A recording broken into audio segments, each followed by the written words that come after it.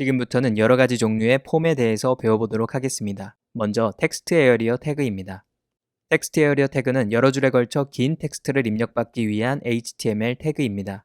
HTML에서는 이 코드와 같이 텍스트를 태그가 감싸는 형태로 사용합니다. 즉, 텍스트 에어리어 태그의 children으로 텍스트가 들어가는 형태입니다.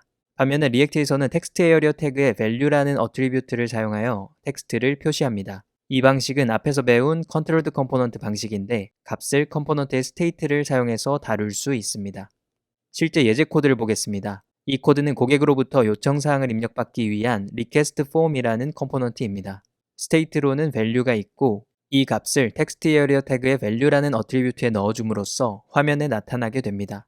여기에서는 value를 선언할 때 초기 값을 넣어줬기 때문에 처음 렌더링 될 때부터 텍스트 에어리어에 텍스트가 나타나게 됩니다. 다음으로 나오는 폼은 select 태그입니다. select 태그는 드롭다운 목록을 보여주기 위한 HTML 태그입니다. 드롭다운 목록은 여러 가지 옵션 중에서 하나를 선택할 수 있는 기능을 제공합니다. HTML에서는 이 코드와 같이 옵션 태그를 select 태그가 감싸는 형태로 사용합니다. 옵션 태그에서 현재 선택된 옵션의 경우에는 selected라는 어트리뷰트를 갖고 있습니다. 코드를 보면 그래프에 selected 속성이 들어가 있는 것을 볼 수 있는데 현재 포도가 선택되어 있는 상태라는 것을 알 수 있습니다. 리액트에서는 옵션 태그에 selected 속성을 사용하지 않고 대신에 select 태그의 value라는 어트리뷰트를 사용해서 값을 표시합니다. 실제 예제 코드를 한번 보겠습니다. 이 코드에는 fruit select라는 컴포넌트가 있고 이 컴포넌트의 스테이트로 grape라는 초기 값을 가진 value가 하나 있습니다. 그리고 이 값을 select 태그의 value로 넣어주고 있습니다. 값이 변경된 경우에는 앞에서와 마찬가지로 handle change 함수에서 set value 함수를 사용하여 값을 업데이트합니다. 이 방식을 사용하게 되면 사용자가 옵션을 선택했을 때 value라는 하나의 값만을 업데이트하면 되기 때문에 더 편리합니다. 만약 목록에서 다중으로 선택이 되도록 하려면 이 코드와 같이 multiple이라는 속성 값을 true로 하고 value로 선택된 옵션의 값이 들어있는 배열을 넣어주면 됩니다. 지금까지 살펴본 것처럼 텍스트 타입의 input 태그, 텍스트 에어리어 태그, 그리고 select 태그를 컨트롤드 컴포넌트로 만드는 방식은 모두 비슷합니다. 모두 value라는 어트리뷰트를 통해서 값을 전달하고 값을 변경할 때는 onChange에서 setValue 함수를 사용하여 값을 업데이트합니다. 이러한 방식은 실제로 사용자 입력을 받는 컴포넌트를 만들 때 사용하기 때문에 잘 기억해 두시기 바랍니다. 지금부터는 파일 인풋 태그에 대해서 배워보도록 하겠습니다. 파일 인풋 태그는 말 그대로 디바이스의 저장 장치로부터 사용자가 하나 또는 여러 개의 파일을 선택할 수 있게 해주는 HTML 태그입니다. 보통은 서버로 파일을 업로드하거나 자바스크립트의 파일 API를 사용해서 파일을 다룰 때 사용합니다.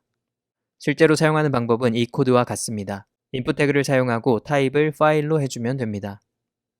참고로 파일 인풋 태그는 그 값이 있기 전용이기 때문에 리액트에서는 uncontrolled component가 됩니다.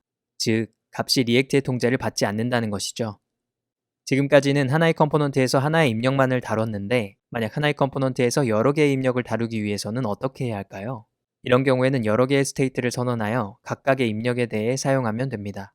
이 예제 코드를 한번 보겠습니다. 이 코드는 reservation이라는 이름을 가진 호텔 예약을 위한 컴포넌트인데 예약을 하기 위해 필요한 정보 두 가지를 입력받도록 되어 있습니다. 하나는 아침 식사 선택 여부이고 다른 하나는 방문객 수입니다. 아침 식사 선택 유무를 입력받기 위한 input 태그는 타입이 체크박스로 되어 있고 값이 변경되면 set have breakfast라는 함수를 통해 값을 업데이트합니다. 그리고 방문객 수를 입력받기 위한 input 태그는 타입이 number로 되어 있고 값이 변경되면 set number of guest라는 함수를 통해 값을 업데이트합니다.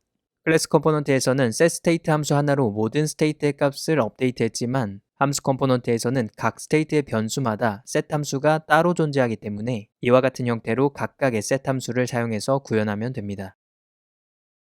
앞에서 배운 것처럼 제어 컴포넌트에 value prop을 정해진 값으로 넣으면 코드를 수정하지 않는 한 입력 값을 바꿀 수 없습니다. 만약 value prop은 not에 자유롭게 입력할 수 있게 만들고 싶다면 값에 undefined 또는 null을 넣어주면 됩니다.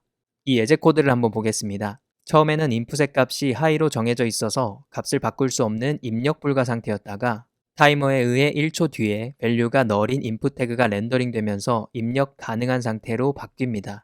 이러한 방법을 잘 활용하면 value prop을 넣으면서 동시에 사용자가 자유롭게 입력할 수 있게 만들 수 있습니다.